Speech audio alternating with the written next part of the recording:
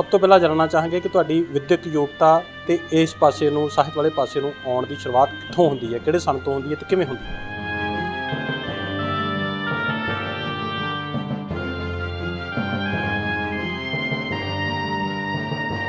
ਇਸ ਤਰ੍ਹਾਂ ਜੀ ਮੈਂ 1968 ਦੇ ਵਿੱਚ ਮੈਟ੍ਰਿਕ ਕੀਤੀ ਹੈ। ਹਾਂਜੀ, ਪੜ੍ਹਨ ਔਰ ਲਿਖਣ ਦੇ ਵਿੱਚ ਇਹ ਬਚਪਨ ਤੋਂ ਹੀ ਮੇਰਾ ਇੱਕ ਆਦਤ ਰਹੀ ਆ। ਮੇਰੀਆਂ ਆਪਣੀਆਂ ਸਕੂਲ ਦੀਆਂ ਪੁਸਤਕਾਂ ਹੁੰਦੀਆਂ ਸਨ ਸਿਲੇਬਸ ਦੀਆਂ, ਮੈਂ ਉਹ ਪੜ੍ਹ ਕੇ ਉਸ ਤੋਂ ਇਲਾਵਾ ਜਿਹੜਾ ਮੇਰੇ ਇਹ ਮਨ 'ਚ ਰੁਚੀ ਬਣੀ ਰਹਿੰਦੀ ਸੀ, ਮੈਂ ਹੋਰ ਕੁਛ ਪੜ੍ਹਾਂ।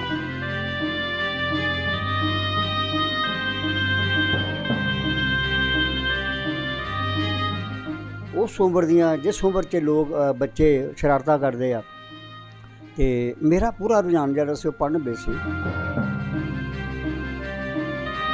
ਅਤੇ ਸਾਨੂੰ ਜਿਹੜਾ ਜੇਬ ਖਰਚ ਮੈਨੂੰ ਮਿਲਦਾ ਸੀਗਾ, ਅਤੇ ਮੈਂ ਉਹ ਖਰਚਦਾ ਨਹੀਂ ਸੀ, ਕੋਈ ਚੀਜ਼ ਨਹੀਂ ਸੀ ਖਾਂਦਾ।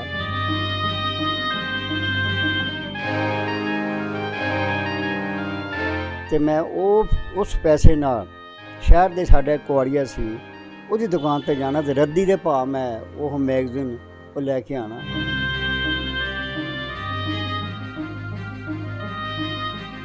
ਅਤੇ ਸਾਡੇ ਪਿਤਾ ਜੀ ਜਿਹੜੇ ਉਹ ਮੈਨੂੰ ਦੇਖ ਕੇ ਵੀ ਇਹ ਬਹੁਤ ਆਪਣੇ ਕੋਰਸ ਤੋਂ ਇਲਾਵਾ ਜਿਹੜੀਆਂ ਪਾਠਕ੍ਰਮ ਦੀ ਜਿਹੜੀਆਂ ਨੇ ਪੁਸਤਕਾਂ, ਉਸ ਤੋਂ ਇਲਾਵਾ ਜਿਹੜੀ ਦੂਸਰੀਆਂ ਪੁਸਤਕਾਂ ਬਹੁਤ ਜ਼ਿਆਦਾ ਪੜ੍ਹ ਰਿਹਾ, ਤਾਂ ਮੇਰੇ ਨਾਲ ਬਹੁਤ ਵਾਰੀ ਨਾਰਾਜ਼ ਹੋ ਜਾਂਦੇ ਸੀ। ਕਈ ਵਾਰੀ ਨਾਰਾਜ਼ ਹੋ ਜਾਣਾ ਉਹਨਾਂ, ਅਤੇ ਕਈ ਵਾਰੀ ਉਹਨੇ ਮੇਰੇ ਸੇਵਾ ਵੀ ਮੇਰੀ ਕਰ ਦੇਣੀ, ਉਹਨਾਂ ਨੇ ਕਿਤਾਬ ਖੋਹ ਕੇ ਸਿੱਟ ਦੇਣੀ। ਅਤੇ ਮੈਂ ਪੁਸਤਕ ਲੈ ਕੇ ਤਾਂ ਰਜਾਈ ਅੰਦਰ ਮੂੰਹ ਕਰਕੇ, ਅਤੇ ਮੈਂ ਉਹਦਾ ਇੱਕ ਇੱਕ ਅੱਖਰ ਜਿਹੜਾ ਇਹ ਮਤਲਬ ਇੱਕ ਦੀਵਾਨਗੀ ਆ, ਮੈਂ ਇਹਨੂੰ ਕਹਿ ਸਕਦਾ। ਅਤੇ ਇਹ ਸ਼ਾਇਦ ਬਹੁਤ ਘੱਟ ਲੋਕਾਂ 'ਚ ਵੀ ਹੁੰਦੀ ਹੈ, ਬੱਚਿਆਂ 'ਚ ਵੀ ਘੱਟ ਹੁੰਦੀ ਆ। ਅਤੇ ਇਹ ਮੇਰੇ 'ਚ ਇੰਨੀ ਦੀਵਾਨਗੀ ਸੀ, ਯਾਨੀ ਕਿ ਮੈਂ ਪੜ੍ਹਨਾ ਨਹੀਂ ਛੱਡਿਆ। ਲਾਈਟ ਦੀ ਜਿਹੜੀ ਉਹ ਪ੍ਰੋਬਲਮ ਵੀ ਹੁੰਦੀ ਸੀ, ਅਤੇ ਲਾਲਟਨ ਜਾਂ ਵਗੈਰਾ ਇੱਦਾਂ, ਮਤਲਬ ਉਹਦੇ ਨਾਲ ਅਸੀਂ ਪੜ੍ਹਦੇ ਰਹੇ ਹਾਂ। ਪਰਿਵਾਰ ਵੱਲੋਂ ਕਿਸ ਤਰ੍ਹਾਂ ਦਾ, ਬੱਚਿਆਂ ਵੱਲੋਂ ਜਾਂ ਪਤਨੀ ਵੱਲੋਂ ਕੋਈ ਰੋਕ ਟੋਕ ਹੁੰਦੀ ਸੀਗੀ ਕਦੀ ਕਿ ਤੁਸੀਂ ਕੀ ਸਾਰਾ ਦਿਨ ਕਿਤਾਬਾਂ ਲੈ ਕੇ ਬੈਠੇ ਰਹਿੰਦੇ ਹੋ, ਕਿ ਜਾਂ ਉਹਨਾਂ ਵੱਲੋਂ ਵੀ ਹਾਂ ਪੱਖੀ ਹੁੰਗਾਰਾ ਸੀ ਕਿ ਨਹੀਂ ਠੀਕ ਆ, ਤੁਸੀਂ ਸਮਾਂ ਦਿਓ ਆਪਣਾ ਜਿੰਨਾ ਵਕਤ? ਉਹ ਕਈ ਮਜ਼ੇਦਾਰ ਘਟਨਾਵਾਂ ਇੱਦਾਂ ਦੀ ਹੁੰਦੀ ਸੀ। ਮੇਰੇ ਮੈਗਜ਼ੀਨ ਜਾਂ ਪੁਸਤਕਾਂ ਮੇਰੇ ਸਿਰਹਾਣੇ ਹੁੰਦੀਆਂ ਸੀ, ਮੈਂ ਉਹ ਜ਼ਿਆਦਾ ਪੜ੍ਹਨੀਆਂ, ਅਤੇ ਆਪਣੀ ਮਿਸਿਸ ਨਾਲ ਗੱਲਬਾਤ, ਉਹ ਵਿਚਾਰੀ ਸਾਰੀ ਦਿਹਾੜੀ ਦਾ ਕੀ ਇਕੱਲੀ ਰਹਿਣਾ ਉਹਨੇ, ਅਤੇ ਸ਼ਾਮ ਨੂੰ ਆਏਗਾ ਮੇਰਾ ਬੰਦਾ, ਅਤੇ ਇਸ ਆਸ ਨਾਲ ਵੀ ਮੈਂ ਗੱਲਬਾਤ ਕਰਾਂਗੀ, ਅਤੇ ਮੈਂ ਆਪਣੀ ਪੁਸਤਕਾਂ 'ਚ ਰੁੱਝ ਜਾਣਾ। ਅਤੇ ਉਹ ਕਈ ਵਾਰੀ ਗੁੱਸੇ 'ਚ ਆ ਕੇ ਜਿਹੜੀ ਪੁਸਤਕ ਸੀ ਉਹ ਚੱਕ ਕੇ ਸਿੱਟ ਵੀ ਦਿੰਦੀ ਸੀ, ਅਤੇ ਪੁਸਤਕਾਂ ਨੂੰ ਕਈ ਗਾਲਾਂ ਵੀ ਕੱਢ ਦਿੰਦੀ ਹੁੰਦੀ ਸੀ ਵੀ ਇਹ ਕਿੱਥੋਂ ਆ ਗਈਆਂ, ਤੁਸੀਂ ਕੀ ਆਦਤ ਹੈ, ਇਹ ਮਾੜੀ ਆਦਤ ਹੈ, ਜੇ ਉਹ ਇੱਦਾਂ ਕੁਛ, ਯਾਨੀ ਕਿ ਕੁਛ ਹੁੰਦਾ ਰਿਹਾ। ਕਿਸ ਤਰ੍ਹਾਂ ਦੇਖਦੇ ਹੋ ਸੋਸ਼ਲ ਮੀਡੀਆ ਦੇ ਉੱਤੇ ਵੀ ਸਿਰਫ ਹਰ ਚੀਜ਼ ਨੂੰ, ਚਾਹੇ ਉਹ ਸਿਆਸੀ ਹੈ, ਚਾਹੇ ਇਸ ਵੇਲੇ ਦੇ ਹਾਲਾਤਾਂ ਦੀ ਗੱਲ ਹੈ, ਬੇਰੁਜ਼ਗਾਰੀ ਹੈ, ਨਸ਼ੇ ਨੇ, ਮੁੱਦੇ ਬਹੁਤ ਵੱਡੇ ਨੇ ਅਤੇ ਹੋਰ ਗੰਭੀਰ ਹੁੰਦੇ ਜਾ ਰਹੇ ਨੇ, ਇੱਕ ਦਲਦਲ ਦੇ ਵਿੱਚ ਜਿਵੇਂ ਲੋਕ ਫਸਦੇ ਜਾ ਰਹੇ ਨੇ, ਉਹ ਨੌਜਵਾਨੀ ਨੇ ਜਿਹਨੇ ਬਦਲਾਅ ਲਿਆਉਣਾ ਸੀ, ਉਹ ਅੱਜ ਕਿਹੜੇ ਰਾਹ ਨੂੰ ਤੁਰ ਪਈ? ਤੁਸੀਂ ਇਸ ਨਜ਼ਰੀਏ ਨੂੰ ਇੱਕ ਸਾਹਿਤਕਾਰ ਦੇ ਤੌਰ 'ਤੇ ਕਿਵੇਂ ਦੇਖਦੇ ਹੋ? ਕਿਉਂਕਿ ਲੰਬਾ ਤੁਹਾਡੇ ਕੋਲ ਤਜਰਬਾ ਹੈ ਲਿਖਣੀ ਦੇ ਨਾਲ, ਅਤੇ ਤੁਸੀਂ ਵਿਸ਼ਵ ਪੱਧਰ ਦੇ ਲੇਖਕਾਂ ਨੂੰ ਪੜ੍ਹਿਆ ਹੈ, ਲਿਖਿਆ ਹੈ। ਅੱਜ ਦਾ ਨੌਜਵਾਨ ਹੈ, ਉਹ ਮੈਨੂੰ ਇੱਦਾਂ ਲੱਗਦਾ ਵੀ ਉਹ ਜਿਹੜੀਆਂ ਸਾਡੀਆਂ ਅਸੀਂ ਸੁਵਿਧਾਵਾਂ ਉਹਨਾਂ ਨੂੰ ਦਿੱਤੀਆਂ, ਉਹਨਾਂ ਦਾ ਕੋਈ ਫਾਇਦਾ, ਨਜਾਇਜ਼ ਫਾਇਦਾ ਵੀ ਉਠਾ ਰਿਹਾ, ਉਹਦੇ ਵਿੱਚ ਭੱਦਾਪਣ ਵੀ ਆ ਰਿਹਾ।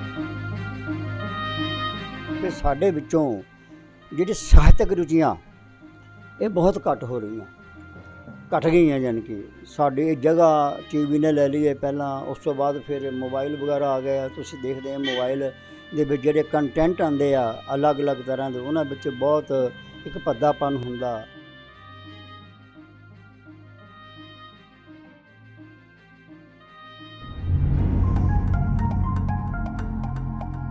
ਸਤਿ ਸ਼੍ਰੀ ਅਕਾਲ। ਡਾਕ ਟੈਲੀਵਿਜ਼ਨ ਨਾਲ ਜੁੜੇ ਤਮਾਮ ਦਰਸ਼ਕਾਂ ਦਾ ਮੈਂ ਗੋਬਿੰਦਜੀਤ ਸਿੰਘ ਸਵਾਗਤ ਕਰਦਾ ਹਾਂ।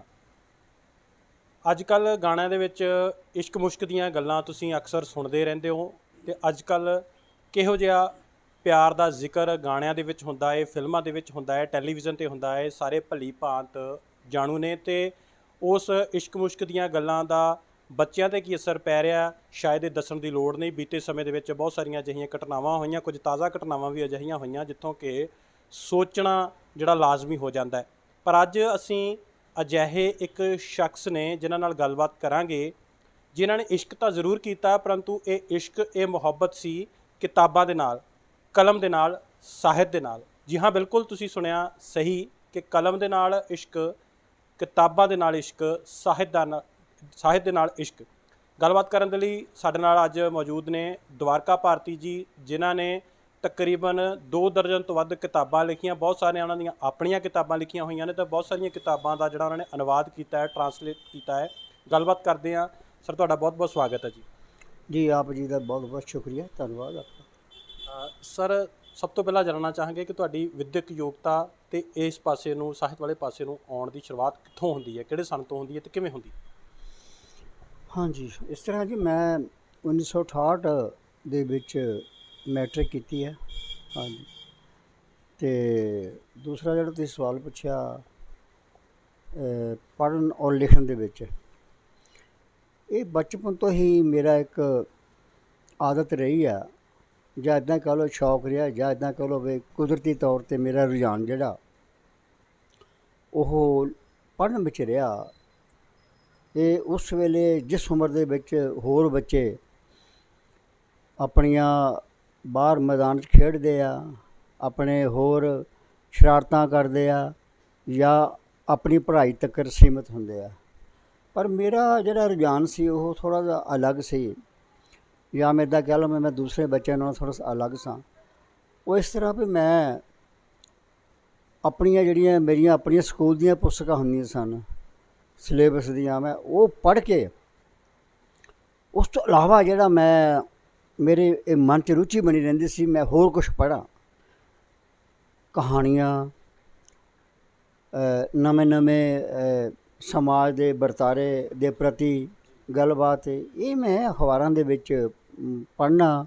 ਅਤੇ ਮੈਗਜ਼ੀਨ ਜਿਹੜੇ ਉਹਨਾਂ ਦਿਨਾਂ 'ਚ ਬੱਚਿਆਂ ਦੇ ਮੈਗਜ਼ੀਨ ਹੁੰਦੇ ਸੀਗੇ, ਇਹ ਲਗਭਗ 5ਵੀਂ ਔਰ 6ਵੀਂ ਕਲਾਸ ਦੀ ਗੱਲਾਂ ਹੈਗੀਆਂ। ਅਤੇ ਉਸ ਉਮਰ ਦੀਆਂ, ਜਿਸ ਉਮਰ 'ਚ ਲੋਕ ਬੱਚੇ ਸ਼ਰਾਰਤਾਂ ਕਰਦੇ ਆ, ਅਤੇ ਮੇਰਾ ਪੂਰਾ ਰੁਝਾਨ ਜਿਹੜਾ ਸੀ ਉਹ ਪੜ੍ਹਨ ਵਿੱਚ ਸੀ। ਅਤੇ ਉਹ ਮੈਗਜ਼ੀਨ ਜਿਹੜੇ ਮੈਂ ਪੜ੍ਹਦਾ ਸੀ ਉਹਨਾਂ ਦਿਨਾਂ ਦੇ ਵਿੱਚ, ਉਹ ਸੀ ਜਿਸ ਤਰ੍ਹਾਂ ਹਿੰਦੀ ਦੇ ਵਿੱਚ ਮੈਗਜ਼ੀਨ ਉਹਨਾਂ ਦਿਨਾਂ 'ਚ ਬਹੁਤ ਪੜ੍ਹਿਆ ਜਾਂਦਾ ਸੀ ਬੱਚਿਆਂ ਵਾਸਤੇ, ਚੰਦਾ ਮਾਮਾ। ਅਤੇ ਇਸ ਤਰ੍ਹਾਂ ਇੱਕ ਹੋਰ ਮੈਗਜ਼ੀਨ, ਉਹਦਾ ਨਾਂ ਸੀ ਰਾਜਾ ਭਈਆ।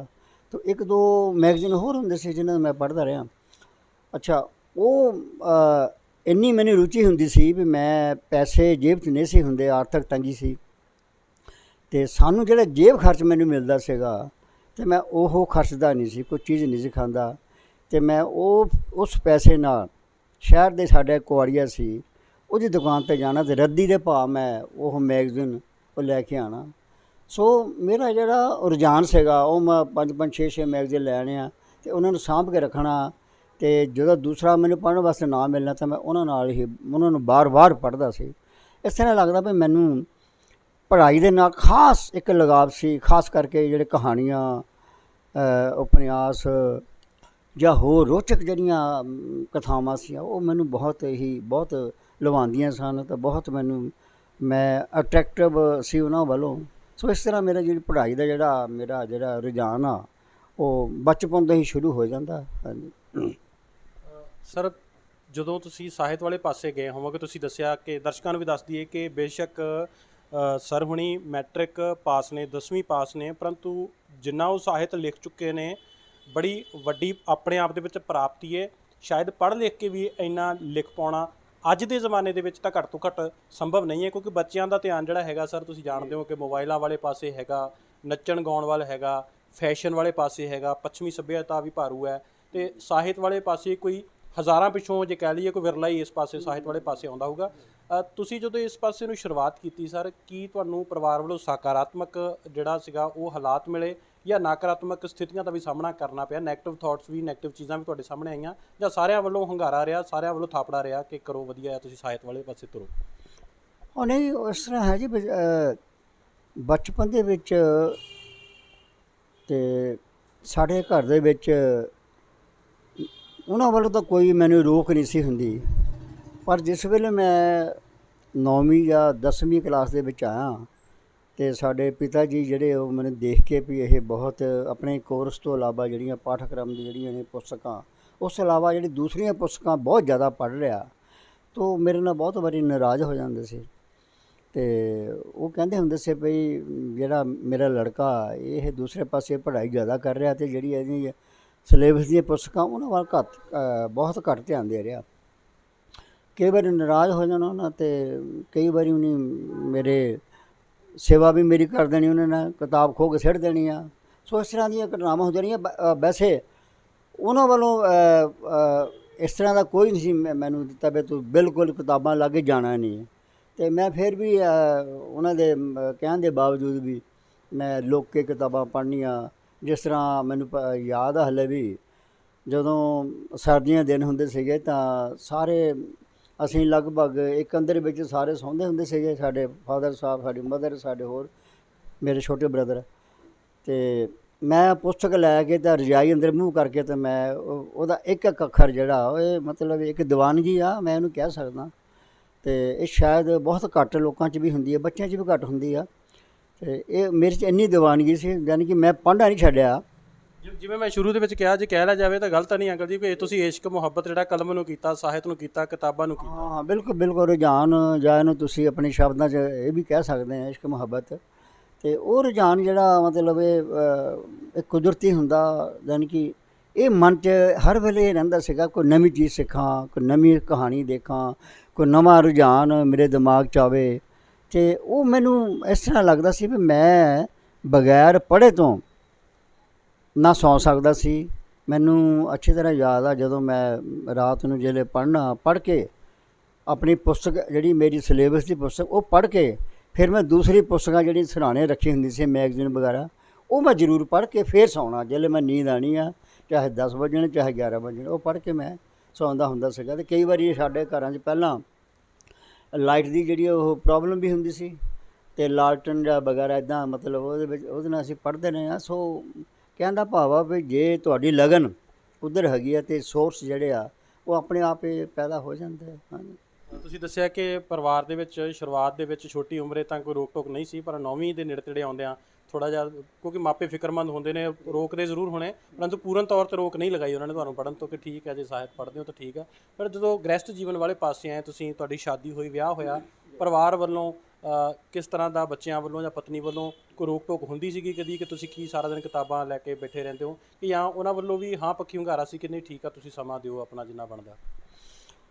ਹਾਂ, ਵੈਸੇ ਤਾਂ ਕਈ ਘਟਨਾਵਾਂ ਮੇਰੀ ਜ਼ਿੰਦਗੀ 'ਚ ਇੱਦਾਂ ਹੈਗੀਆਂ, ਜਿਸ ਤਰ੍ਹਾਂ ਮੈਂ ਹੁਣ ਜੇ ਮੈਂ ਕਹਾਂ ਤੁਹਾਨੂੰ, ਜਦੋਂ ਮੇਰੀ ਮੈਰਿਜ ਹੋਈ ਆ ਅਤੇ ਮੈਂ ਉਹਨਾਂ ਦਿਨਾਂ 'ਚ ਸੁੰਦਰ ਨਗਰ ਜੋਬ 'ਚ ਸੀਗਾ, ਅਤੇ ਐਜ਼ ਏ ਇਲੈਕਟ੍ਰੀਸ਼ੀਅਨ ਮੈਂ ਇੱਥੇ ਕੰਮ ਕੀਤਾ 4-5 ਸਾਲ। ਸਰਕਾਰੀ ਜੋਬ ਸੀ, ਸੈਂਟਰ ਸਰਕਾਰ ਦੀ। ਅਤੇ ਨਵੀਂ ਸ਼ਾਦੀ ਹੋਈ ਸੀ ਤਾਂ ਮੈਂ ਅਤੇ ਮੇਰੀ ਮਿਸਿਸ ਆਪਾਂ ਇਕੱਲੇ ਸੀ ਰਹਿੰਦੇ ਕਮਰੇ 'ਚ, ਸਰਕਾਰੀ ਕਮਰਾ ਮਿਲਿਆ ਸੀ। ਅਤੇ ਉਹ ਕਈ ਮਜ਼ੇਦਾਰ ਘਟਨਾਵਾਂ ਇੱਦਾਂ ਦੀ ਹੁੰਦੀ ਸੀ। ਮੇਰੇ ਮੈਗਜ਼ੀਨ ਜਾਂ ਪੁਸਤਕਾਂ ਮੇਰੇ ਸਿਰਹਾਣੇ ਹੁੰਦੀਆਂ ਸੀਆਂ, ਮੈਂ ਉਹ ਜ਼ਿਆਦਾ ਪੜ੍ਹਨੀਆਂ ਅਤੇ ਆਪਣੀ ਮਿਸਿਸ ਨਾਲ ਗੱਲਬਾਤ। ਉਹ ਵਿਚਾਰੀ ਸਾਰੀ ਦਿਹਾੜੀ ਦਾ ਕੀ ਇਕੱਲੀ ਰਹਿਣਾ ਉਹਨੇ, ਅਤੇ ਸ਼ਾਮ ਨੂੰ ਆਏਗਾ ਮੇਰਾ ਬੰਦਾ, ਅਤੇ ਇਸ ਆਸ ਨਾਲ ਵੀ ਮੈਂ ਗੱਲਬਾਤ ਕਰਾਂਗੀ, ਅਤੇ ਮੈਂ ਆਪਣੀ ਪੁਸਤਕਾਂ 'ਚ ਰੁੱਝ ਜਾਣਾ। ਅਤੇ ਉਹ ਕਈ ਵਾਰੀ ਗੁੱਸੇ 'ਚ ਆ ਕੇ ਜਿਹੜੀ ਪੁਸਤਕ ਸੀ ਉਹ ਚੱਕ ਕੇ ਸਿੱਟ ਵੀ ਦਿੰਦੀ ਸੀ, ਅਤੇ ਪੁਸਤਕਾਂ ਨੂੰ ਕਈ ਗਾਲਾਂ ਵੀ ਕੱਢ ਦਿੰਦੀ ਹੁੰਦੀ ਸੀ ਵੀ ਇਹ ਕਿੱਥੋਂ ਆ ਗਈਆਂ ਤੁਸੀਂ, ਕੀ ਆਦਤ ਹੈ, ਇਹ ਮਾੜੀ ਆਦਤ ਹੈ, ਜੇ ਉਹ ਇੱਦਾਂ ਕੁਛ, ਯਾਨੀ ਕਿ ਕੁਛ ਹੁੰਦਾ ਰਿਹਾ। ਲੇਕਿਨ ਬਾਅਦ ਜਿਹਲੇ ਨੂੰ ਪਤਾ ਲੱਗ ਗਿਆ ਵੀ ਇਹ ਬੰਦਾ ਮੇਰੇ ਨਾਲ ਜ਼ਿਆਦਾ ਧਿਆਨ ਜਿਹੜਾ ਇਹਦਾ ਪੁਸਤਕਾਂ ਵੱਲ ਆ, ਅਤੇ ਫਿਰ ਉਹ ਥੋੜ੍ਹੇ ਜਿਹੇ ਆਪਣੇ ਰੁਝਾਨ 'ਚ ਆ ਗਏ, ਠੀਕ ਹੈ ਇਹਨੂੰ ਪੜ੍ਹਨ ਦਿਓ।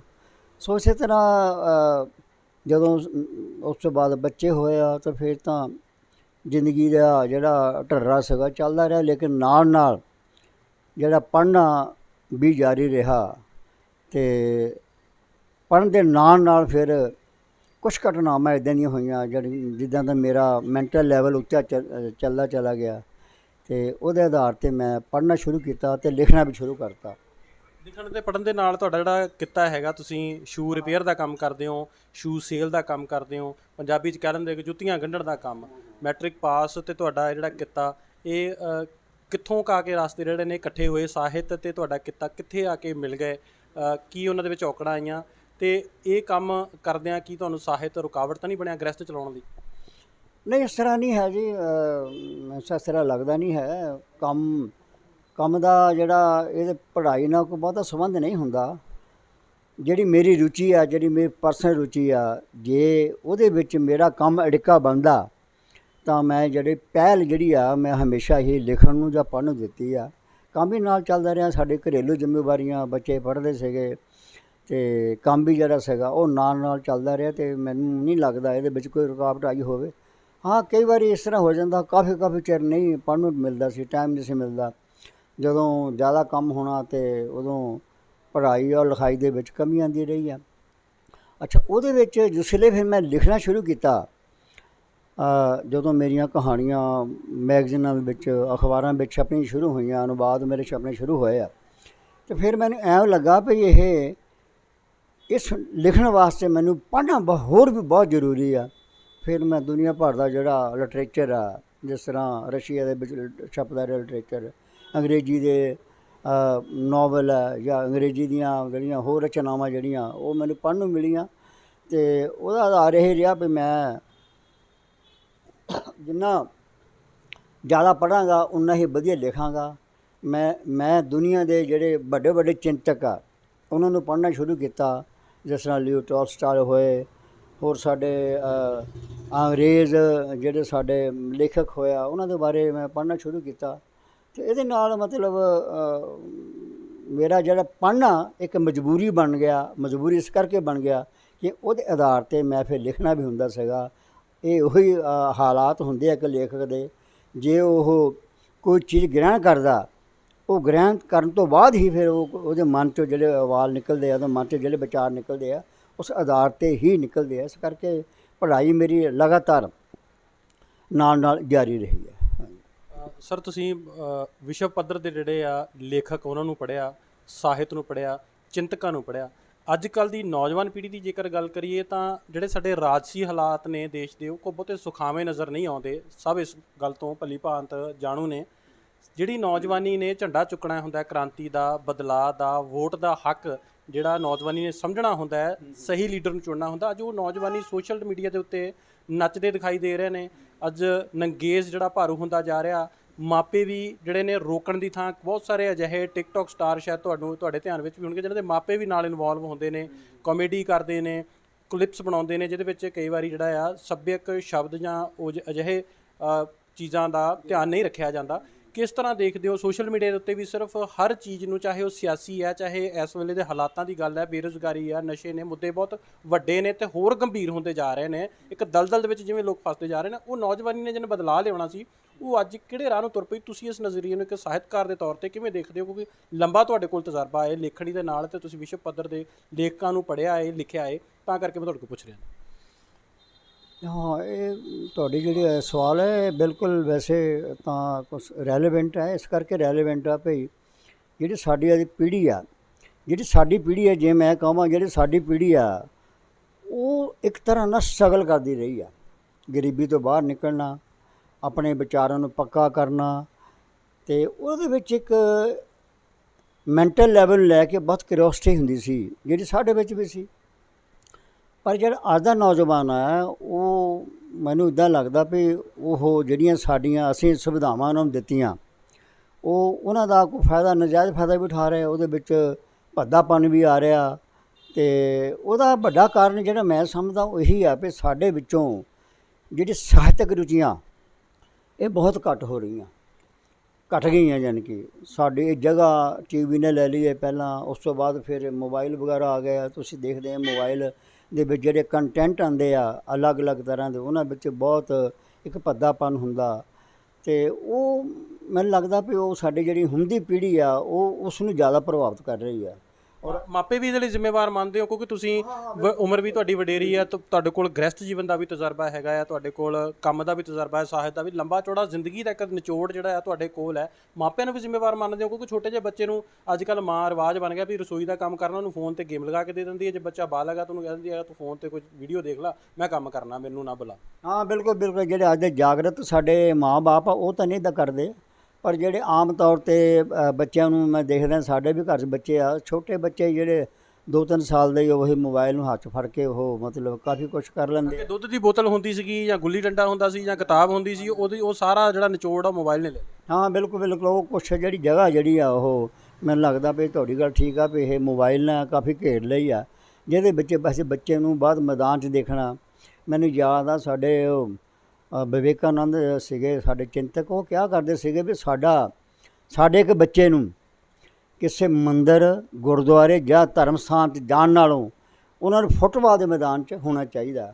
ਸੋ ਇਹ ਗੱਲਾਂ ਮੈਨੂੰ ਐਂ ਵੀ ਮਹਿਸੂਸ ਹੁੰਦਾ ਵੀ ਇਹ ਜਿਹੜੀ ਜਗ੍ਹਾ ਸਾਨੂੰ ਫੁੱਟਬਾਲ ਦੇ ਮੈਦਾਨ 'ਚ ਹੋਣੀ ਚਾਹੀਦੀ ਸੀ, ਖੇਡ ਦੇ ਮੈਦਾਨ 'ਚ ਹੋਣੀ ਚਾਹੀਦੀ ਸੀ, ਅੱਜ ਉਹੀ ਟਾਈਮ ਜਿਹੜਾ ਉਹ ਮੋਬਾਈਲ ਦੇ ਕੋਲ ਆ, ਟੀਵੀ ਦੇ ਕੋਲ ਆ। ਸ਼ਾਇਦ ਇਹ ਇਕੱਲੇਪਨ ਦਾ ਵੀ ਕਾਰਨ ਬਣ ਰਿਹਾ ਸਰ, ਕਿਉਂਕਿ ਅੱਗੇ ਸਾਹਿਤ ਲੋਕਾਂ ਨੂੰ ਜੋੜਨ ਦਾ ਵੀ ਕੰਮ ਕਰਦਾ ਸੀ ਕਿ ਕਿਤਾਬ ਕਿਸੇ ਕੋਲੋਂ ਲੈ ਕੇ ਆਉਣੀ ਹੈ, ਪੜ੍ਹ ਕੇ ਵਾਪਸ ਕਰਨ ਜਾਣੀ ਹੈ, ਜਾਂ ਇਕੱਠੇ ਲਾਇਬ੍ਰੇਰੀ ਦੇ ਵਿੱਚ ਜਾਣਾ, ਇਕੱਠੇ ਬੈਠ ਕੇ ਪੜ੍ਹਨਾ ਹੁੰਦਾ ਸੀ, ਜਾਂ ਕਿਸੇ ਤੋਂ ਕਿਤਾਬ ਪੁੱਛਣ ਜਾਣਾ ਵੀ ਇਹ ਕਿਤਾਬ ਕਿੱਥੋਂ ਮਿਲਦੀ ਹੈ, ਕਿੰਨੇ ਦੀ ਮਿਲਦੀ। ਸਾਹਿਤ ਲੋਕਾਂ ਨੂੰ ਜੋੜਨੇ ਦਾ ਵੀ ਕਿਸੇ ਸਮੇਂ ਕੰਮ ਕਰਦਾ ਰਿਹਾ, ਤੇ ਅੱਜ ਤਾਂ ਸਾਹਿਤ ਦਾ ਕਿਤੇ ਬਹੁਤ ਰੁਝਾਨ ਘਟ ਗਿਆ।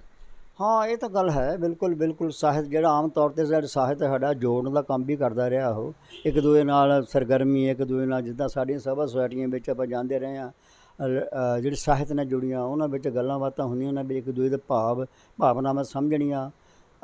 ਮੈਨੂੰ ਯਾਦ ਆ ਅਸੀਂ ਜਦੋਂ ਛੋਟੇ ਸੀਗੇ ਤਾਂ ਅਸੀਂ ਇੱਦਾਂ ਦੀ ਸੰਸਥਾਵਾਂ ਵਿੱਚ ਜਾਣਾ ਸ਼ੁਰੂ ਕਰ ਦਿੱਤਾ ਸੀਗਾ, ਅਤੇ ਉੱਥੇ ਬਹੁਤ ਪ੍ਰੇਰਨਾ ਤਾਂ ਮਿਲਦੀ ਆ। ਪਰ ਸਾਡਾ ਹੁਣ ਜਿਹੜਾ ਰੁਝਾਨ ਉਹ ਕਾਫੀ ਹੁਣ ਬਦਲ ਗਿਆ, ਇੱਕ ਤਰ੍ਹਾਂ ਨਾਲ ਸੋਚਣ ਦਾ ਤਰੀਕਾ ਹੀ ਬਦਲ ਗਿਆ। ਜ਼ਿੰਦਗੀ ਦੇ ਜਿਹੜੇ ਮਤਲਬ ਅਰਥ ਵਾ ਉਹੀ ਕੁਛ ਬਹੁਤ ਹੱਦ ਤੱਕ ਬਦਲ ਗਿਆ ਆ। ਗੀਤਕਾਰ ਵੀ ਜਿਹੜੇ ਅੱਜ ਲਿਖ ਰਹੇ ਨੇ ਸਰ, ਉਹ ਵੀ ਤੁਸੀਂ ਗਾਣੇ ਸੁਣਦੇ ਹੋ ਕਿ ਮੈਂ ਤੈਨੂੰ ਚੱਕ ਕੇ ਲੈ ਜਾਊਂਗਾ, ਤੈਨੂੰ ਕੱਢ ਕੇ ਲੈ ਜਾਊਂਗਾ, ਮੈਂ ਗੋਲੀ ਚਲਾ ਦੂੰਗਾ, ਅਸੀਂ ਗੋਲੀਆਂ ਚਲਾਉਣ ਵਾਲੇ ਹੁੰਨੇ ਆ, ਵੈਲੀ ਹੁੰਨੇ ਆ, ਤੈਨੂੰ ਮੈਂ ਨਾਗਣੀ ਦੇ ਜਾਊਂਗਾ, ਲੈ ਜਾਊਂਗਾ। ਇਸ ਤਰ੍ਹਾਂ ਦੇ ਨਸ਼ਿਆਂ ਦਾ, ਹਥਿਆਰਾਂ ਦਾ ਵਰਤਾਰਾ, ਔਰ ਸਾਡੇ ਵਿਆਹ ਸ਼ਾਦੀਆਂ ਵਿੱਚ ਵੀ ਇਹਨਾਂ ਗਾਣਿਆਂ ਨੇ ਥਾਂ ਲੈ ਲਈ। ਤੇ ਅੱਜ ਲੋਕ ਜਿਹੜੇ ਨੇ ਉਹਨਾਂ ਇੱਕ ਪਾਸੇ ਵਿਰੋਧ ਵੀ ਹੋ ਰਿਹਾ ਇਹਨਾਂ ਗਾਣਿਆਂ ਦਾ, ਸਾਡੇ ਸਮਾਜ ਵਿੱਚੋਂ ਹੀ ਲੋਕ ਵਿਰੋਧ ਵੀ ਕਰ ਰਹੇ ਨੇ ਕਿ ਇਹ ਗਾਣੇ ਜਿਹੜੇ ਨੇ ਸਾਡੀ ਪੀੜ੍ਹੀ ਨੂੰ, ਸਾਡੀ ਨੌਜਵਾਨੀ ਨੂੰ, ਸਾਡੀ ਲੁਕਾਈ ਨੂੰ ਬਿਲਕੁਲ ਹਨੇਰੇ ਵੱਲ ਨੂੰ ਲੈ ਕੇ ਜਾ ਰਹੇ ਨੇ, ਨਿਗਾਰ ਵੱਲ ਨੂੰ ਲੈ ਕੇ ਜਾਂਦੇ। ਦੂਜੇ ਪਾਸੇ ਉਹੀ ਗਾਣੇ ਜਿਹੜੇ ਸਾਡੇ ਘਰਾਂ ਦੇ ਵਿੱਚ ਵਿਆਹ ਸ਼ਾਦੀਆਂ 'ਤੇ ਵੱਜਦੇ ਵੀ ਨੇ, ਜਿਨ੍ਹਾਂ ਦੇ ਵਿੱਚ ਕਈ ਵਾਰੀ ਤੁਸੀਂ ਜ਼ਿਕਰ ਕੀਤਾ ਭੱਦਾਪਨ ਵੀ ਹੁੰਦਾ ਹੈ, ਅਸ਼ਲੀਲਤਾ ਵੀ ਸ਼ਬਦਾਂ ਦੇ ਵਿੱਚੋਂ ਬਹੁਤ ਵੱਡੇ ਪੱਧਰ 'ਤੇ ਚੱਲ ਗਈ, ਅਤੇ ਰਿਸ਼ਤੇਦਾਰਾਂ ਦੇ ਨਾਲ ਲੋਕ ਡਾਂਸ ਵੀ ਕਰ ਰਹੇ ਹੁੰਦੇ ਆ, ਰਿਸ਼ਤਿਆਂ ਦਾ ਵੀ ਖਿਆਲ ਨਹੀਂ ਉਸ ਵੇਲੇ ਰੱਖਿਆ ਜਾਂਦਾ। ਮੰਨਦੇ ਹੋ ਵੀ ਕਲਮ ਜਿਹੜੀ ਆ ਉਹ ਵੀ ਗਲਤ ਹੱਥਾਂ ਦੇ ਵਿੱਚ ਜਾ ਰਹੀ ਹੈ? ਹਾਂ ਬਿਲਕੁਲ, ਇਹ ਤਾਂ ਗੱਲ ਹੈ। ਜੇ ਅਸੀਂ ਜਦੋਂ ਦੇਖਦੇ ਹਾਂ ਅੱਜ ਦੇ ਜਿਹੜੇ ਗਾਣੇ ਆ ਆਮ ਟੀਵੀ ਦੇ ਵਿੱਚ, ਬੱਸ ਬੈਠੀਏ ਤਾਂ ਉਹ ਗਾਣੇ ਚੱਲਦੇ ਹੁੰਦੇ ਆ, ਜੇ ਆਪਾਂ ਕਿਤੇ ਸਭਾ ਸੁਸਾਇਟੀ ਵਿੱਚ ਤਾਂ ਉਹ ਗਾਣੇ ਬਣਦੇ ਹੁੰਦੇ ਆ, ਵਿਆਹ ਵਿੱਚ ਤਾਂ ਚੱਲਦਾ ਹੀ ਰਹਿੰਦਾ ਹੈ। ਯਾਨੀ ਕਿ ਇੱਕ ਤਰ੍ਹਾਂ ਦੇ ਨਾਲ ਜਿਹੜੇ ਸਾਡੀ ਕਲਚਰਲ ਜਿਹੜੀ ਚੇਂਜ ਆ ਰਹੀ ਆ, ਵਿਚਾਰਾਂ ਦੇ ਵਿੱਚ ਚੇਂਜ ਆ ਰਹੀ ਆ, ਉਹਦੇ ਵਿੱਚ ਭੱਦਾਪਨ ਬਹੁਤ ਜ਼ਿਆਦਾ ਆ ਗਿਆ। ਜਿਹੜੀ ਚੀਜ਼ਾਂ ਜਿਨ੍ਹਾਂ ਨੂੰ ਸਾਨੂੰ ਇਗਨੋਰ ਕਰਨਾ ਚਾਹੀਦਾ ਸੀਗਾ, ਉਹੀ ਅਸੀਂ ਸਾਡੀ ਜ਼ਿੰਦਗੀ ਦੇ ਵਿੱਚ ਸ਼ਾਮਲ ਹੋ ਰਹੀਆਂ। ਸ਼ਰਾਬ ਹੋਈ ਆ, ਔਰਤਾਂ ਨੂੰ ਲੈ ਕੇ ਟਿੱਪਣੀਆਂ, ਅਤੇ ਉਸ ਤੋਂ ਇਲਾਵਾ ਜਦੋਂ ਇਹਨਾਂ ਨੂੰ ਫਿਲਮਾਇਆ ਜਾਂਦਾ ਇਹਨਾਂ ਚੀਜ਼ਾਂ ਨੂੰ, ਤਾਂ ਜਿਹੜੇ ਪਿੱਛੇ ਬੈਕਗਰਾਊਂਡ ਆ ਉਹ ਬਹੁਤ ਹੀ ਉਕਸਾਊ ਆ, ਅਤੇ ਇੱਕ ਤਰ੍ਹਾਂ ਨਾਲ ਅਸੀਂ ਇਹਨੂੰ ਕਹਿ ਸਕਦੇ ਵੀ ਇਹ ਬੰਦੂਕ ਔਰ ਗਾਣੇ ਦਾ ਬਹੁਤਾ ਫਰਕ ਨਹੀਂ ਰਿਹਾ। ਹਾਂਜੀ ਸਰ, ਸਾਹਿਤ 'ਤੇ ਫਿਰ ਇੱਕ ਵਾਰੀ ਪਿੱਛੇ ਨੂੰ ਆਈਏ ਆਪਾਂ। ਮੇਰੇ ਇੱਕ ਮਿੱਤਰ ਨੇ ਕਿਤਾਬ ਲਿਖੀ, ਨੌਜਵਾਨ ਹੈ, ਬੜੇ ਚਾਅ ਦੇ ਨਾਲ ਤੁਹਾਡੇ ਵਾਂਗੂ ਸਾਹਿਤਕਾਰਾਂ ਦੀ ਸੰਗਤ ਕੀਤੀ, ਉਹਨਾਂ ਕੋਲ ਜਾਣਿਆ ਸਾਹਿਤ ਹੁੰਦਾ ਕੀ ਹੈ ਸਮਝਿਆ, ਅਤੇ ਉਸ ਤੋਂ ਬਾਅਦ ਉਸਨੇ ਇੱਕ ਕਿਤਾਬ ਲਿਖੀ ਜਿਹਦੇ ਵਿੱਚ ਉਹਨੇ ਕਵਿਤਾਵਾਂ, ਹਰ ਵਿਸ਼ੇ ਨੂੰ ਛੂੰਹਦੀਆਂ ਕਵਿਤਾਵਾਂ ਲਿਖੀਆਂ, ਬਹੁਤ ਪਿਆਰੀਆਂ। ਪਰ ਇੱਕ ਸਮਾਂ ਹੁੰਦਾ ਸੀ ਕਵਿਤਾਵਾਂ ਲੋਕ ਖਰੀਦਣ ਜਾਂਦੇ ਹੁੰਦੇ ਸੀ, ਤੁਹਾਡੇ ਵਰਗੇ ਸਾਹਿਤਕਾਰਾਂ ਦੇ ਕੋਲ ਗੇੜੇ ਮਾਰਦੇ ਹੁੰਦੇ ਸੀ, ਪੁੱਛਦੇ ਹੁੰਦੇ ਸੀ ਮੈਂ ਇਸ ਵਿਸ਼ੇ 'ਤੇ ਕਿਤਾਬ ਪੜ੍ਹਨੀ, ਕਿਹੜੇ ਲੇਖਕ ਦੀ ਪੜ੍ਹਾਂ, ਇਹ ਕਿੱਥੋਂ ਮਿਲੇਗੀ, ਇਹਦੀ ਕੀਮਤ ਕੀ ਹੈ, ਜਾਂ ਕਿਰਾਏ 'ਤੇ ਮਿਲ ਜਾਏ ਜਾਂ ਲਾਇਬ੍ਰੇਰੀ ਦੇ ਵਿੱਚ। ਇੱਕ ਉਹ ਸਮਾਂ ਹੁੰਦਾ ਸੀ, ਇੱਕ ਅੱਜ ਦਾ ਸਮਾਂ ਕਿ ਉਹ ਨੌਜਵਾਨ ਨੇ ਕੁਛ ਹਜ਼ਾਰ ਕਿਤਾਬਾਂ ਛਪਾਈਆਂ, ਔਰ ਅੱਜ ਇੱਦਾਂ ਹੋ ਗਿਆ ਕਿ ਕਿਤਾਬ ਵੇਚਣ ਦੀ ਥਾਂ ਜਾਂ ਕੋਈ ਖਰੀਦਦਾਰ ਹੋਣ ਦੀ ਥਾਂ ਉਹ ਘਰ ਘਰ ਜਾ ਕੇ ਉਹ ਕਿਤਾਬ ਦੇ ਕੇ ਆਉਂਦਾ। ਮੈਨੂੰ ਵੀ ਘਰ ਦੇ ਕੇ ਗਿਆ, ਤਾਂ ਮੈਨੂੰ ਜਿੱਥੋਂ ਤੱਕ ਲੱਗਦਾ ਕਿ ਕਿਤਾਬ ਜਦੋਂ ਉਹ ਦੇ ਕੇ ਜਾਂਦਾ ਹੈ, ਲੋਕ ਟੇਬਲ 'ਤੇ ਰੱਖ ਲੈਂਦੇ ਨੇ, ਉਹਨੂੰ ਹੱਲਾਸ਼ੇਰੀ ਦੇ ਕੇ ਤੋੜ ਦਿੰਦੇ ਨੇ। ਸ਼ਾਇਦ ਉਹ ਗੇਟ ਤੋਂ ਬਾਹਰ ਵੀ ਨਹੀਂ ਹੁੰਦਾ ਹੋਵੇਗਾ ਕਿ ਉਹ ਕਿਤਾਬ ਜਿਹੜੀ ਆ ਉਹ ਜਿੱਥੇ ਰੱਦੀ ਰੱਖੀ ਹੁੰਦੀ ਆ ਉਹ ਜਗ੍ਹਾ ਲੈ ਲੈਂਦੀ ਹੋਵੇਗੀ। ਕਿਸ ਤਰ੍ਹਾਂ ਨੂੰ ਦੇਖਦੇ ਹੋ ਕਿ ਸਾਹਿਤ ਤੋਂ ਇੰਨਾ ਬੇਮੁਖ ਹੋ ਗਏ ਲੋਕ, ਕਾਰਨ ਕੀ ਮੰਨਦੇ ਹੋ, ਅਤੇ ਤੁਹਾਨੂੰ ਲੱਗਦਾ ਕਿ ਵਾਕਈ ਬੇਮੁਖ ਹੋ ਚੁੱਕੇ ਨੇ ਲੋਕ? ਹਾਂ, ਇਹਦੇ ਵਿੱਚ ਮੇਰੇ ਖਿਆਲ ਦੋ ਪਹਿਲੂ ਹੈ ਇਸ ਚੀਜ਼ ਦੇ। ਇੱਕ ਤਾਂ ਅਸੀਂ ਇਹ ਦੇਖਣਾ ਵੀ ਆਪਾਂ ਕਿੰਨਾ ਕੁ ਮਿਆਰੀ ਲਿਖ ਰਹੇ ਹਾਂ।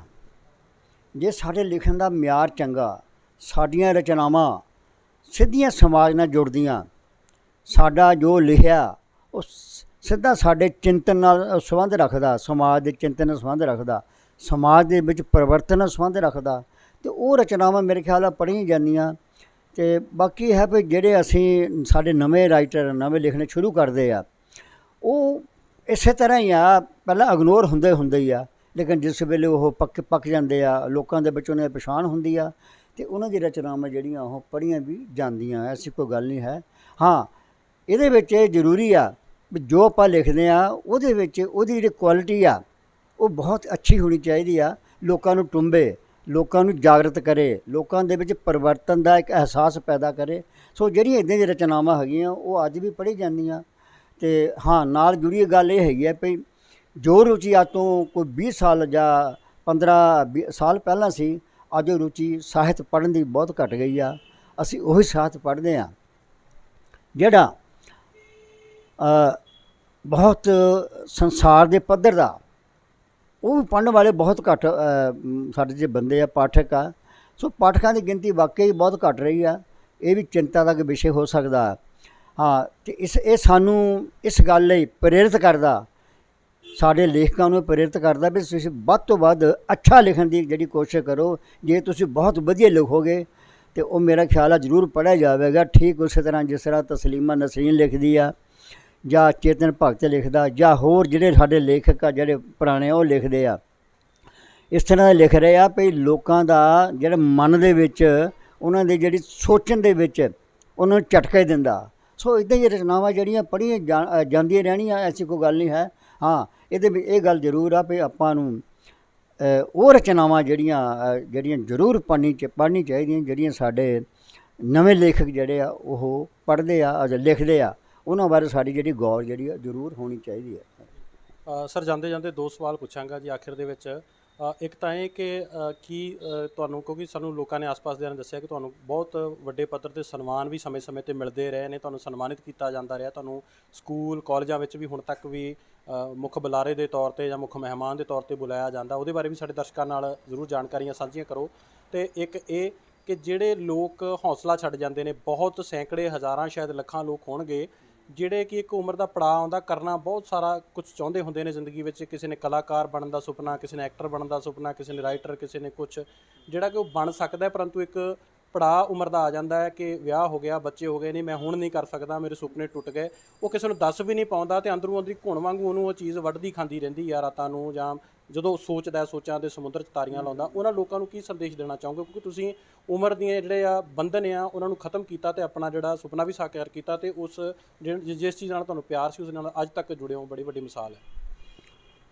ਹਾਂ, ਮੈਂ ਇੱਕ ਗੱਲ ਜਿਹੜੀ ਮੈਂ ਉਹ ਆਪਣੇ ਬਾਰੇ ਉਹ ਸਪਸ਼ਟ ਕਰਦਿਆਂ ਵੀ ਮੇਰੀਆਂ ਜਿਹੜੀਆਂ ਕਵਿਤਾਵਾਂ ਉਹ ਇਗਨੂ, ਇੰਦਰਾ ਗਾਂਧੀ ਓਪਨ ਯੂਨੀਵਰਸਿਟੀ ਹੈ, ਉਹਦੇ ਵਿੱਚ ਜਿਹੜੇ MA ਦੇ ਕਲਾਸ ਦੇ ਬੱਚੇ ਆ ਉਹ ਪੜ੍ਹ ਰਹੇ ਆ। ਉੱਥੇ ਇੱਕ ਕਾਫੀ ਦੇਰ ਪਹਿਲਾਂ, ਲਗਭਗ 15 ਸਾਲ ਪਹਿਲਾਂ, ਇੱਕ ਨਵਾਂ ਸਬਜੈਕਟ ਇੰਟਰੋਡਿਊਸ ਹੋਇਆ ਸੀ ਜਿਹੜਾ ਦਲਿਤ ਸਾਹਿਤ ਜਿਹਨੂੰ ਆਪਾਂ ਕਹਿੰਦੇ ਆ। ਉਹਨਾਂ ਲੋਕਾਂ ਦੀਆਂ ਸਾਹਿਤ, ਜਿਹੜੇ ਲੋਕ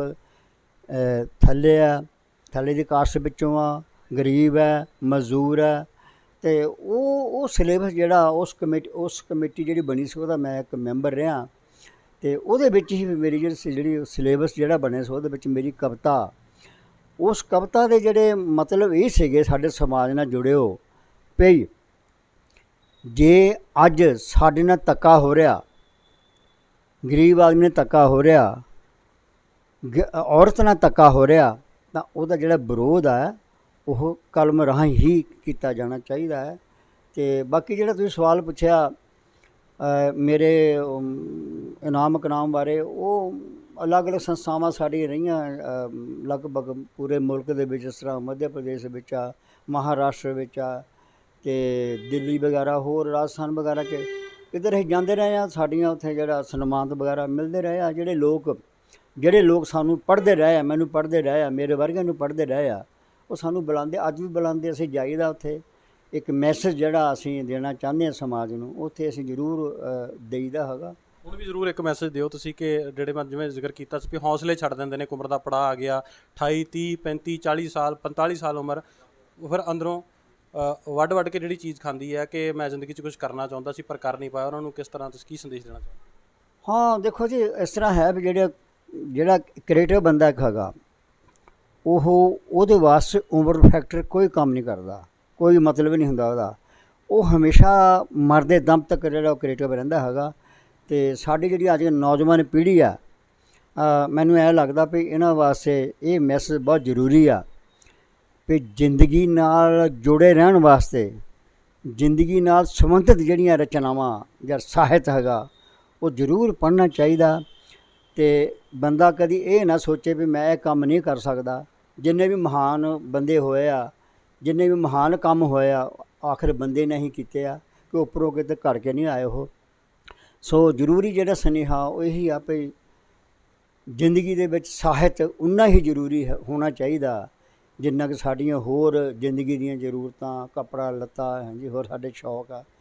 ਸੋ ਪੜ੍ਹਨਾ ਬਹੁਤ ਜ਼ਰੂਰੀ ਆ, ਸਾਹਿਤ ਨਾਲ ਰੁਚੀ ਰੱਖਣਾ ਬਹੁਤ ਜ਼ਰੂਰੀ ਆ, ਆਪਣੀ ਜ਼ਿੰਦਗੀ ਦੇ ਪ੍ਰਤੀ, ਜ਼ਿੰਦਗੀ ਦੇ ਨੇੜੇ ਰਹਿਣਾ ਬਹੁਤ ਜ਼ਰੂਰੀ ਆ। ਜ਼ਿੰਦਗੀ ਜਿਹੜੀ ਅਸਲੀਅਤ ਆ ਉਹਦੇ ਬਾਰੇ ਜਾਗਰੂਕ ਰਹਿਣਾ ਹੀ ਸਾਡੇ ਲਈ ਬਹੁਤ ਜ਼ਰੂਰੀ ਹੈ। ਧੰਨਵਾਦ ਦਵਾਰਕਾ ਭਾਰਤੀ ਜੀ, ਤੁਹਾਡਾ ਬਹੁਤ ਬਹੁਤ ਜੀ। ਤਾਂ ਇੰਨਾ ਕੁ ਸਮਾਂ ਦਵਾਰਕਾ ਭਾਰਤੀ ਜੀ ਨਾਲ ਅਸੀਂ ਗੱਲਬਾਤ ਕੀਤੀ ਆ। ਕਮੈਂਟ ਕਰਕੇ ਦੋਸਤੋ ਜ਼ਰੂਰ ਦੱਸਿਆ ਕਰੋ ਕਿ ਤੁਹਾਨੂੰ ਸਾਡੀ ਇਹ ਕੋਸ਼ਿਸ਼ ਕਿਵੇਂ ਦੀ ਲੱਗੀ। ਵੱਡੇ ਸਾਹਿਤਕਾਰ ਨੇ ਜਿਨ੍ਹਾਂ ਨੂੰ ਬਹੁਤ ਸਾਰੇ ਲੋਕ ਸਨਮਾਨਿਤ ਕਰਨ ਦੇ ਲਈ ਬੁਲਾਉਂਦੇ ਰਹੇ ਨੇ, ਹੁਣ ਵੀ ਬੁਲਾਉਂਦੇ ਨੇ, ਅਤੇ ਸਨਮਾਨਿਤ ਕੀਤਾ ਜਾਣਾ ਚਾਹੀਦਾ ਵੀ ਹੈ। ਬਲਕਿ ਸਰਕਾਰਾਂ ਨੂੰ ਵੀ ਅੱਗੇ ਆਉਣ ਦੀ ਲੋੜ ਹੈ, ਕਿਉਂਕਿ ਸਾਹਿਤ ਨੂੰ ਬਚਾਉਣ ਦੇ ਲਈ ਸਰਕਾਰਾਂ ਵੱਡੀ ਭੂਮਿਕਾ ਅਦਾ ਕਰ ਸਕਦੀਆਂ ਨੇ। ਅਤੇ ਨਾਲ ਦੀ ਨਾਲ ਇੱਕ ਵੱਡੀ ਮਿਸਾਲ ਨੇ ਉਹਨਾਂ ਲੋਕਾਂ ਦੇ ਲਈ ਦਵਾਰਕਾ ਭਾਰਤੀ ਜੀ, ਜਿਹੜੇ ਲੋਕ ਇੱਕ ਉਮਰ ਦੇ ਪੜਾਅ 'ਤੇ ਜਾ ਕੇ ਸੋਚਦੇ ਨੇ ਕਿ ਮੇਰੇ ਸੁਪਨੇ ਹੀ ਰਹਿ ਗਏ, ਮੈਂ ਜ਼ਿੰਦਗੀ 'ਚ ਆਪਣਾ ਲਕਸ਼ ਜਿਹੜਾ ਹੈ ਉਹ ਪੂਰਾ ਨਹੀਂ ਕਰ ਪਾਇਆ, ਮੈਂ ਮੰਜ਼ਿਲ 'ਤੇ ਨਹੀਂ ਪਹੁੰਚ ਪਾਇਆ। ਵਿਆਹ ਹੋ ਜਾਂਦਾ ਹੈ, ਨਿਆਣੇ ਹੋ ਜਾਂਦੇ ਨੇ, ਇੱਕ ਉਮਰ ਆ ਜਾਂਦੀ ਹੈ ਤਾਂ ਬੰਦਾ ਹੌਸਲੇ ਛੱਡ ਬੈਠਦਾ ਹੈ। ਪਰ ਜੇਕਰ ਹੌਸਲੇ ਬੁਲੰਦ ਹੋਣ, ਜ਼ਿੰਦਗੀ ਦੇ ਨੇੜੇ ਰਿਹਾ ਜਾਵੇ, ਜਿਵੇਂ ਕਿ ਦਵਾਰਕਾ ਭਾਰਤੀ ਜੀ ਨੇ ਕਿਹਾ, ਤਾਂ ਬਹੁਤ ਕੁਛ ਕੀਤਾ ਜਾ ਸਕਦਾ ਹੈ, ਜਿੱਤ ਜ਼ਿੰਦਗੀ ਦੇ ਵਿੱਚ ਹਾਸਲ ਕੀਤੀ ਜਾ ਸਕਦੀ ਹੈ। ਫਿਲਹਾਲ ਦੇ ਲਈ ਕੈਮਰਾ ਪਰਸਨ ਪਾਰਸ ਕਪੂਰ ਦੇ ਨਾਲ ਮੈਨੂੰ ਯਾਨੀ ਗੋਬਿੰਦਜੀਤ ਸਿੰਘ ਨੂੰ ਦਿਓ ਇਜਾਜ਼ਤ। ਤੁਸੀਂ ਇਸ ਪੇਜ ਨੂੰ ਜੇਕਰ ਹਾਲੇ ਤੱਕ ਲਾਈਕ ਅਤੇ ਸਬਸਕ੍ਰਾਈਬ ਨਹੀਂ ਕੀਤਾ, ਜ਼ਰੂਰ ਲਾਈਕ ਅਤੇ ਸਬਸਕ੍ਰਾਈਬ ਕਰ ਲੈਣਾ, ਅਤੇ ਕਮੈਂਟ ਕਰਕੇ ਆਪੋ ਆਪਣੀਆਂ ਟਿੱਪਣੀਆਂ ਜ਼ਰੂਰ ਦੱਸਣੀਆਂ। ਉਡੀਕ ਵਿੱਚ ਰਹਾਂਗੇ, ਫਿਰ ਮਿਲਾਂਗੇ ਇੱਕ ਚੰਗੀ ਜਾਣਕਾਰੀ, ਚੰਗੀ ਵੀਡੀਓ ਦੇ ਨਾਲ। ਧੰਨਵਾਦ, ਸ਼ੁਕਰੀਆ।